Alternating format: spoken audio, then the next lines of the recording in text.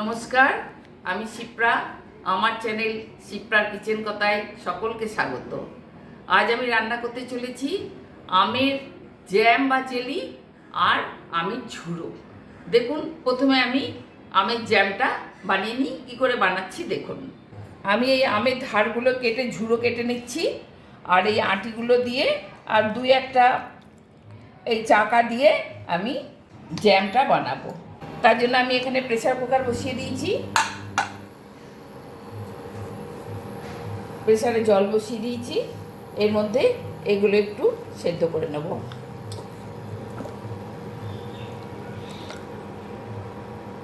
এটা কিন্তু ডুবন্ত জল দিতে হবে। দিয়ে প্রেসারটা আটকে নিলাম, একটা সিটি বাজলেই অফ করে দেবো। দেখুন, সিটি পড়ে গেছে, এটা আমি নামিয়ে নিচ্ছি। এটা একটু ঠান্ডা হওয়া পর্যন্ত আমাকে রাখতে হবে। আর আমি ঝুড়োর জন্য একটু জল বসিয়ে দিচ্ছি। জলটা ফুটে গেলে আমি এর মধ্যে আমের ঝুড়োটা, এই যে আমি আমের ঝুড়োটা কেটে ফেলেছি, এই দেখুন আমের ঝুড়োটা কেটে ফেলেছি, এইটা একটু বয়েল করে নেব। দেখুন জলটা ফুটে উঠেছে, এর মধ্যে আমি এবার আমের ঝুড়োগুলো দিয়ে দিচ্ছি। একটুখানি নেড়ে ছেড়ে দিলাম। এটা 1 মিনিট মতন ফোটালেই হয়ে যাবে, তারপর জলটা ছেঁকে নেব।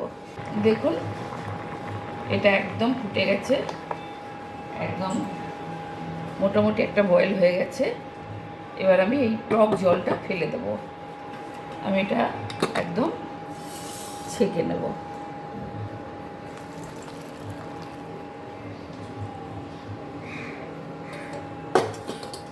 ছেঁকে রেখে দিলাম।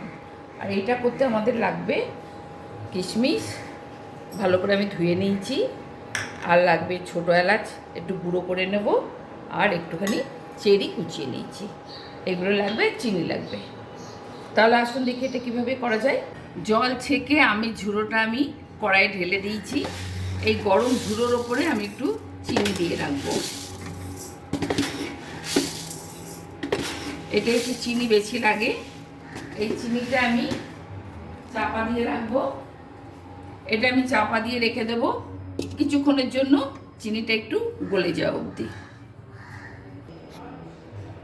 দেখুন আমটা সেদ্ধ হয়ে গেছে, এটা আমি এবার ছেঁকে নেব।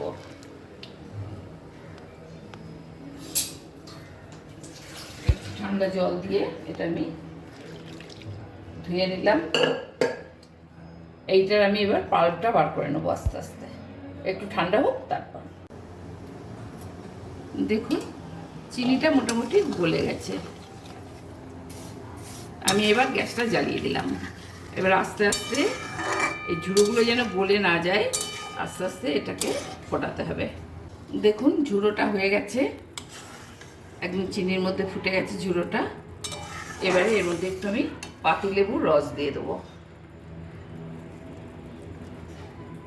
যাতে লজেন্সের মতন না হয়ে যায়।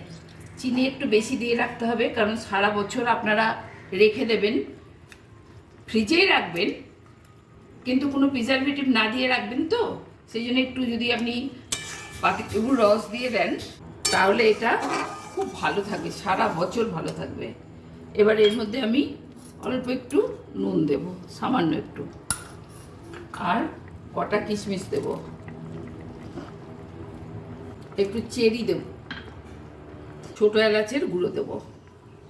ছোটো এলাচের গুঁড়োটা কিন্তু দিতে হবে, তবে টেস্টটা খুব ভালো আসবে।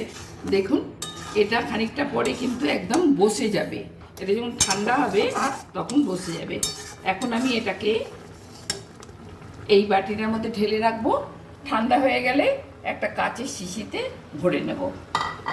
আপনাদের কাছে যদি পাতিলেবু না থাকে আপনারা ভিনিগারও দিতে পারেন।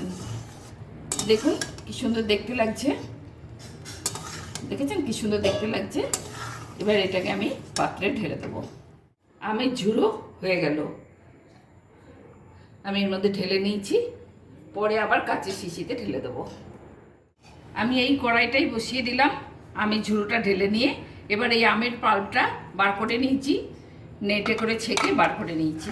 এবার এটা আমাকে ফোটাতে হবে আর চিনি দিতে হবে। এই আমের পাল্পটার মধ্যে আমি এবার চিনি দিয়ে দেবো।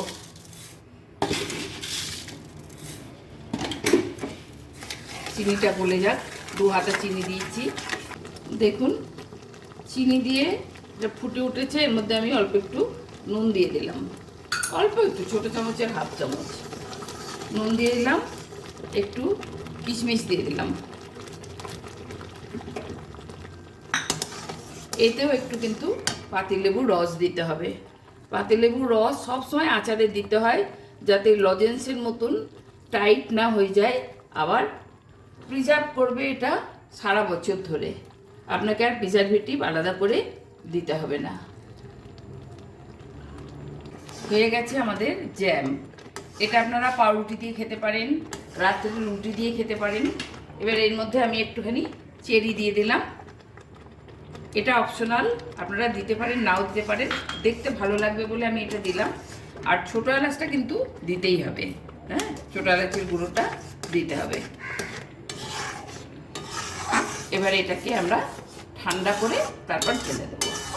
রেডি হয়ে গেল আমের জ্যাম, হয়ে গেল আমের ঝুড়ো।